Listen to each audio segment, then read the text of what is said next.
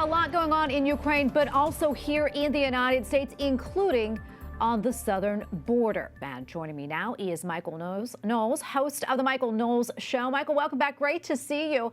A lot to get to today, but I want to start with the border. Texas Governor Greg Abbott is cracking down on non-prescription fentanyl, an issue that he links to a lack of security at the border. Meanwhile, just a few days ago, 5 cadets from West Point overdosed on fentanyl-laced cocaine while on spring break in Florida. Michael, I want to get your thoughts on that and what we're seeing at the border.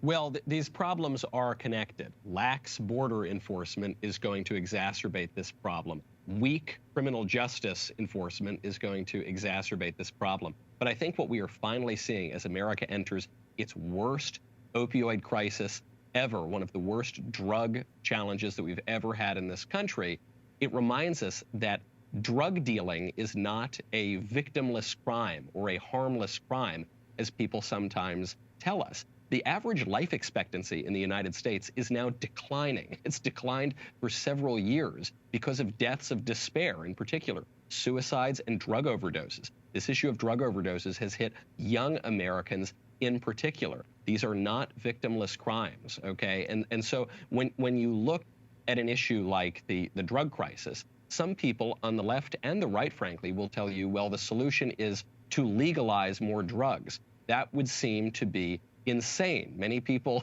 looking around at the crime crisis in the country, they say, well, the solution is criminal justice reform. We have an over-incarceration problem. No, we don't. We have an under-incarceration problem. We have a massive drug problem, and we've got a problem at the border. They are all related, and a little more enforcement, a little more justice would go a long way toward helping the country.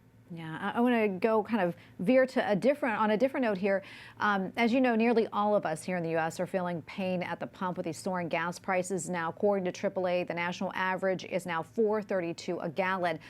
Let's talk about these rising gas costs and that trickle-down effect. I'm wondering, what's your biggest concern? My concern is that the politicians who led us into this mess won't take any responsibility for it, and they won't change their policies. Joe Biden's strategy right now is to blame everything on Vladimir Putin.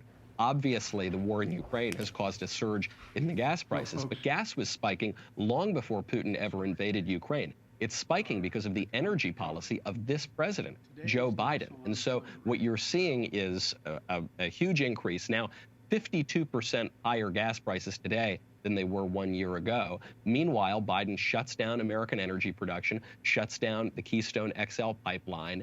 And by the way, even on foreign policy, Joe Biden is cozying up to countries like Iran, for instance, which is compromising our relationship with countries such as Saudi Arabia. It's throwing a huge wrench into a lot of American energy, and we're paying the price for that at the pump. So the question I would have for President Biden is, what's next? How are you going to fix this problem? And so far, the White House has done nothing. They've shrugged their shoulders. Biden himself says there's not a lot I can do. It's Russia's fault. Well, the buck doesn't stop with Russia, sir. The buck stops with you.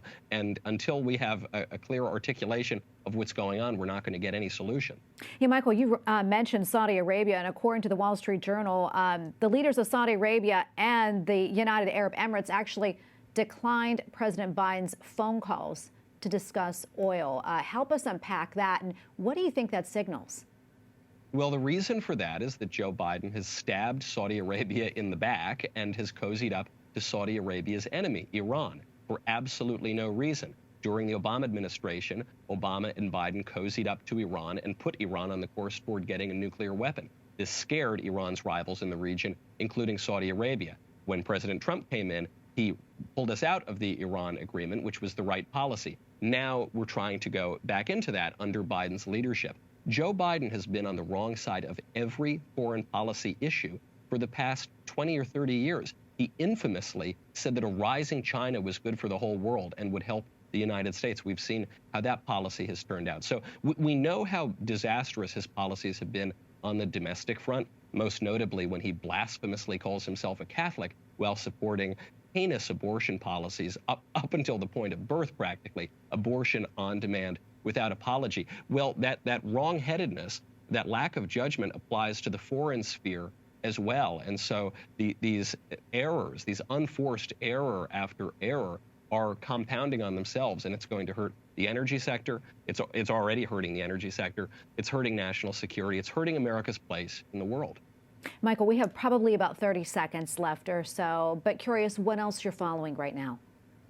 Well, obviously, I think a lot of the focus is on Ukraine, and the focus is on Ukraine because we were told by our leaders that Vladimir Putin, he probably won't invade. Okay, if he does invade, it won't be a big deal. If it's a minor incursion, that's fine. It's not a big deal. Now, Putin is threatening nuclear war. We are told that bioweapons facilities that first we were told did not exist. Now we were told by the Pentagon that they're very afraid that the Russians will seize them. And so this is a fraught moment. It's extraordinarily dangerous. World wars have started for less, and we need serious, good judgment in our political leaders to try to constrain this conflict to what would be a regional dispute. I think Zelensky is pushing for that now, but with a madman like Putin and with incompetence in the West, the situation remains extraordinarily dangerous. Yeah, very, very concerning. Michael, thank you so much for coming on. Always appreciate your input.